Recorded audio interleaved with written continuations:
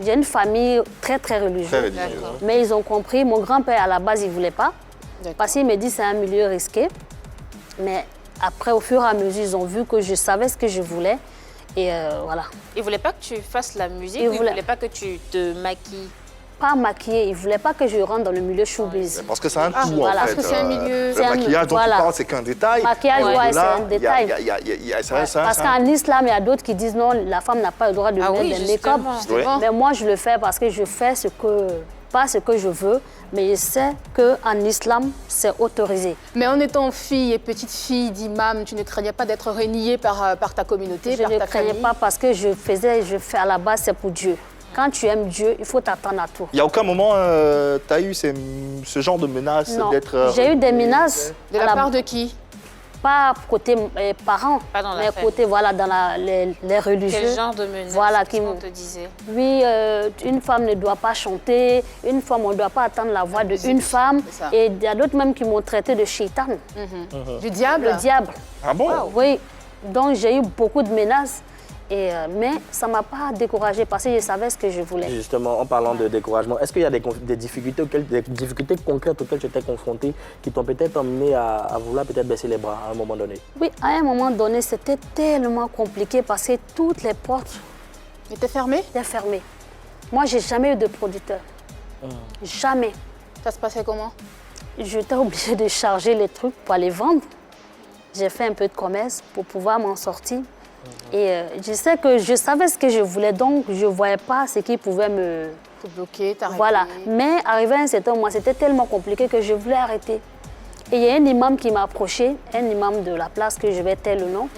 Il me dit, ma fille, c'est Dieu qui veut que tu fasses ça. Et si tu arrêtes, Dieu, tu vas répondre devant Allah. Donc, continue, tu ne fais rien de mal, tu véhicules le message de Dieu et c'est très bien. Et ce monsieur, il est venu au bon moment. Sinon, j'allais arrêter.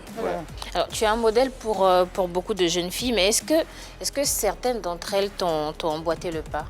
Il y en a plein. Derrière moi, il y a eu plein. Aujourd'hui, ces dernières-là, quand elles te voient, qu'est-ce qu'elles te disent? T'as crevé l'abcès, t'as fissuré le mur. Comment elles te regardent? Qu'est-ce qu'elles te disent? Elles sont contentes parce que beaucoup voulaient le faire, mais elles avaient peur. Elles n'osaient pas. Voilà, parce que tu sais, notre communauté, c'est une communauté, les gens, ils condamnent pour rien. Ils condamnent pour rien. Pourtant, c'est les mêmes choses qu'on veut. On veut que l'islam soit connu partout, même si ce n'est pas nous, l'islam, c'est... Voilà. Mais beaucoup n'osaient pas parce que les critiques et puis les trucs, c'est... Mais justement, d'où tu tires ce courage, cette force? Parce que tu disais, tu sens qu'il y a pas mal de filles qui voulaient briser les côtes, mais n'arrivaient pas. Oui, mais toi, tu vas me dire que c'est Dieu. Oui, mais au-delà de Dieu... Moi, à la base, quand je veux quelque chose, je vais jusqu'au bout. Ça doit être ça. Je dirais même plus, est-ce que Halima n'a pas une âme de révolutionnaire? Pourquoi? Un peu. Un peu? Pas beaucoup, un peu? Pas beaucoup, mais je me limite un peu. Tu te limites un peu. Qu'est-ce que ça te fait aujourd'hui d'entendre précurseur d'un mouvement qu'est-ce que ça te fait en fait? C'est une fierté pour toi? C'est ce que je voulais. C'était mon rêve de véhiculer le message, les chansons religieuses, de partir dans le monde, partout dans le monde. Et Dieu m'a accordé ça, j'ai dit Dieu merci. Un énorme succès avec ton titre Laïla. Ouais. C'est un rêve qui devient réalité. À quel point ça a changé ta vie? Ça a tout changé. Tout? Tout changé. Parce que cette chanson-là, ça m'a donné ça m'a donné trop de choses. Et je ne vais jamais cesser de dire merci à Dieu. Aujourd'hui, comment tu es perçue dans la communauté musulmane? Comment les gens te parlent? Comment les gens te regardent? Maintenant, ça a changé. Je vais dans le mariage de tous les imams, ça va, ça a changé. Est-ce que les imams qui te menaçaient, qui te faisaient des remarques négatives, est-ce qu'ils ont changé aujourd'hui? Oui, d'autres, mais pas d'autres. Il y en a encore. Par tout le monde? Pas tout le monde. Et juste après cette chanson-là, c'est une carrière réluisante qui explose, avec à la clé une renommée, des voyages à travers le monde, des spectacles un peu partout. Mais est-ce que financièrement, justement, ça a suivi?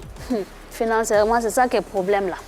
Parce que tous ceux qui m'aidaient, disons même une maison de disques, je vais taire aussi le nom, ça a marché, mais j'ai eu j'ai rien eu. Même un centime, j'ai pas eu. Même un centime? C'est grave, ça. Oui, même un centime. On sait que ça marchait. Même un centime, même un centime. Mais pourquoi? Comment tu expliques ça? En fait, le monsieur, à la base, je l'ai pris comme un papa. Il me disait, non, on va vendre, après je te ferai le point. Et moi, j'avais confiance en lui, parce que je l'ai pris comme mon père. Et à la dernière minute, je lui disais, mais il faut faire le point. Moi, je n'ai rien. Les gens me voient, ils pensent que j'ai de l'argent. Je n'ai rien. Il faut qu'on fasse les points. Et à ma grande surprise, le monsieur, il a disparu. Tu ne veux pas nous dire qui c'est, mais est-ce que la maison de disques existe toujours? Ça n'existe plus. Mais tu peux quand même dire le nom. Oh. Ça n'existe plus en tout cas. On ne va pas la forcer. Okay. Si elle n'a pas envie, elle n'a pas envie. D'accord, c'est dommage. Disparu, ça veut dire quoi? Il a disparu parce que... Le monde aujourd'hui... Oui, j'ai entendu qu'il était aux États-Unis, je ne sais plus. Je sais plus. Tu n'as plus cherché à avoir de... Non, non. Il y a un contrat qui vous liait? Il y a un contrat. Mais en fait, le contrat, à la base, tu sais, quand tu n'es pas allé à l'école, moi, je n'ai pas été à l'école. Donc, je ne comprenais pas. Tout ce qu'il me montrait, je ne comprenais pas. Et il m'a piégé, en fait. Tu vois? C'est comme si c'est lui qui était le producteur en temps. C'est moi, je finançais tout. Lui, il était juste, il devait distribuer l'album. L'exécutif, l'exécutant, si tu veux. Voilà, c'est ça. Voilà. Producteur exécutif. Voilà. Mais rassure-toi, au-delà de l'argent, la valeur que tu as aux yeux des Ivoiriens, aux yeux de Dieu, est inestimable. Et raison pour laquelle nous t'applaudissons encore une fois. Merci.